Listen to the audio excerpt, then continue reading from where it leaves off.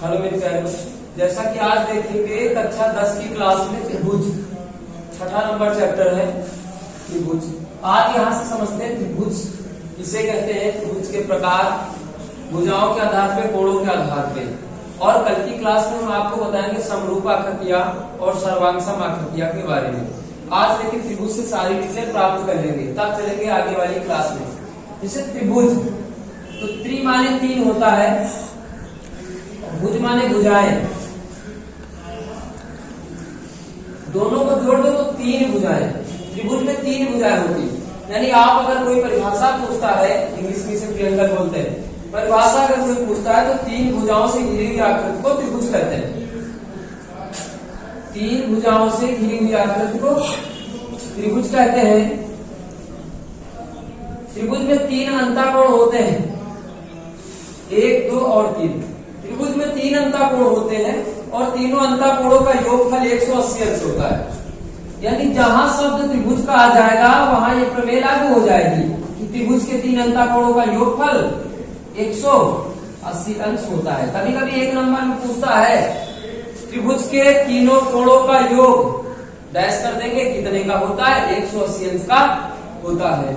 त्रिभुज 3 सरल रेखाओं से घिरी हुई आकृति को त्रिभुज कहते हैं। त्रिभुज में 3 अंतःकोणों का योगफल 180 अंश होता है। आइएगा त्रिभुज के प्रकार देखेंगे अब। त्रिभुज के प्रकार, टाइप्स ऑफ ट्रायंगल।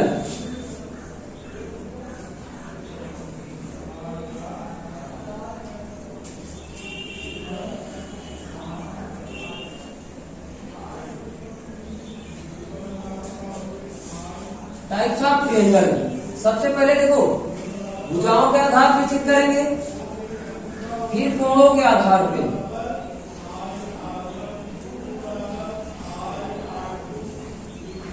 भुजाओं के आधार पे चलेंगे। सबसे नंबर पहला पे होता है समबाहु त्रिभुज। हेडिंग डाल लेते हैं हम लोग, समबाहु त्रिभुज।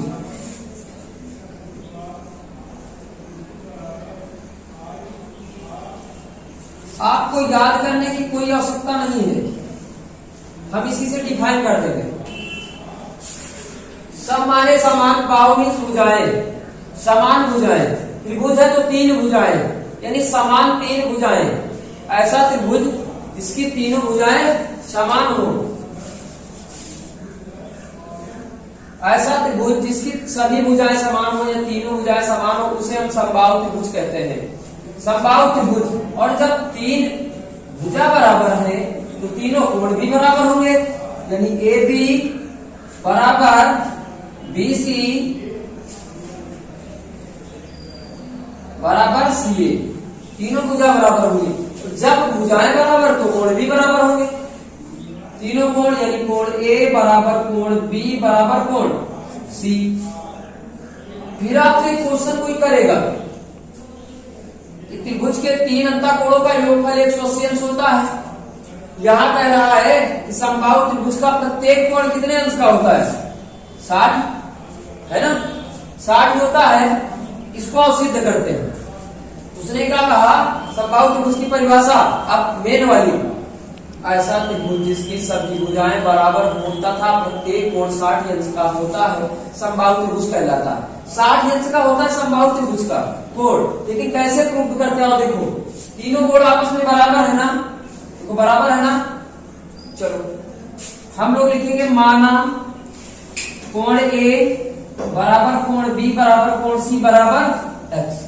अब यही तो प्रक्रिया लगेगी कि x धन बराबर 100, कोण A को मानो x, B को मानो x, C को मानो x। कितना हो गया? 3x बराबर 180, x equal 180 by 3, 3 6 15, x equal कितना हो गया? 60। ये आ गया समबाहु त्रिभुज का प्रत्येक कोण 60 अंश का होता है।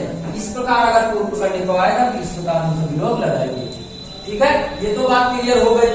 आप चलिएगा नंबर 2 पे चलते हैं, विषमबाहु त्रिभुज, सॉरी समद्विबाहु। समद्विबाहु त्रिभुज,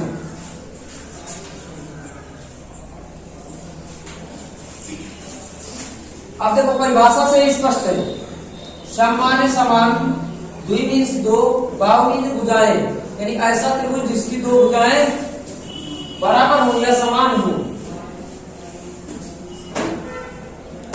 ए बी सी, दो भुजाएं समान हो, यानी भुजा बीसी बराबर ए भी समान होगी। अच्छा, जब दो जितनी भुजाएं समान हो उतने कोण समान, जब दो भुजाएं समान तो दो कोण समान, यानी कोण ए बराबर कोण सी। अब बात सुनो, समान का मतलब कब हुई? अब यो 30 ये 40 ये तो होएगा नहीं, यानी ये कितना रहा होगा 45, ये कितना रहा होगा 45, तो दोनों बराबर होंगे, बराबर हो गए ना। अच्छा, तो यो कोण कितने का बचेगा? 45 गुना 90, 90 में 180 में 90 घटाओ तो 90 बचेगा ना, यानी क्या बन गया समकोण? क्या बन गया? बन गया ना। तो नोट में क्या लिखेंगे इसको?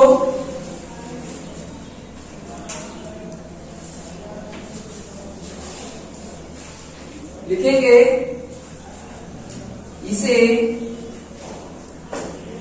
समकोण समद्विबाहु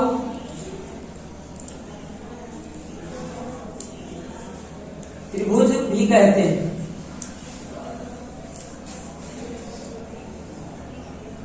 त्रिभुज कहते हैं, ये बहुत बड़ी बात है।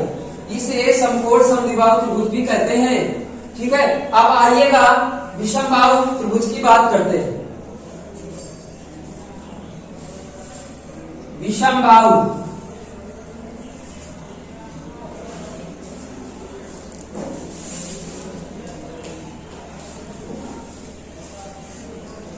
विषम बाहु, कोई भी भुजा बराबर न हो, ऐसा त्रिभुज जिसकी कोई भी भुजा बराबर ना हो उसे हम विषम बाहु त्रिभुज कहते हैं। बात क्लियर हो गई?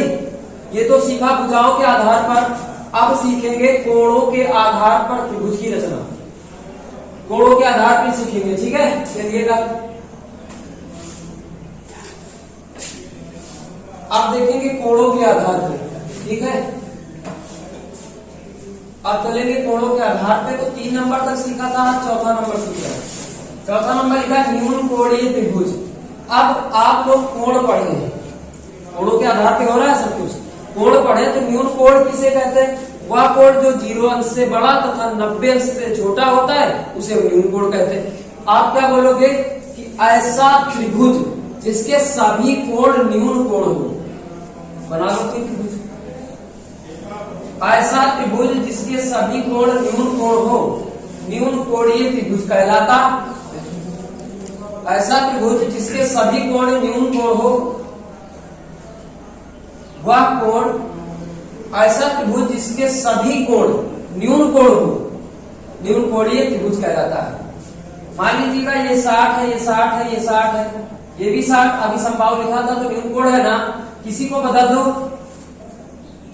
अगर ये 30 कर दो, ये 45 कर दो, ये 35 कर दो, कितना हो गया 80, है ना? 80 हुआ ना, 5 5 10, 80 लाया 1, 4 4 8 80, यानी कितने का बच गया? सभी कोण न्यून कोण करो, ये बच जाएगा कितना? 100 का बच जाएगा केवल। सभी कोण न्यून कोण हो, लेकिन ये न्यून कोण नहीं बनना है क्योंकि 100 पहुंच गया ना। तो फिर क्या बताया? 7 60 मान लीजिएगा। ऐसा त्रिभुज जिसके सभी कोण न्यून कोण, वो 100 हो गया था, ठीक है? हो गया 7 60 का न्यून कोण है ना।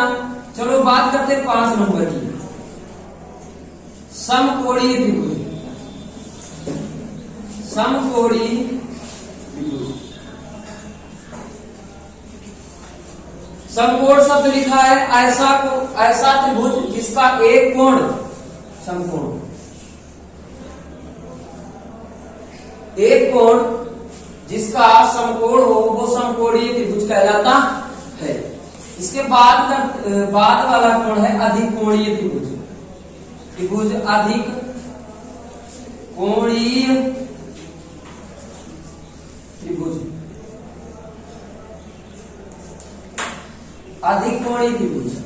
अब अधिक कोण की परिभाषा पढ़ी है कि वह कोण जो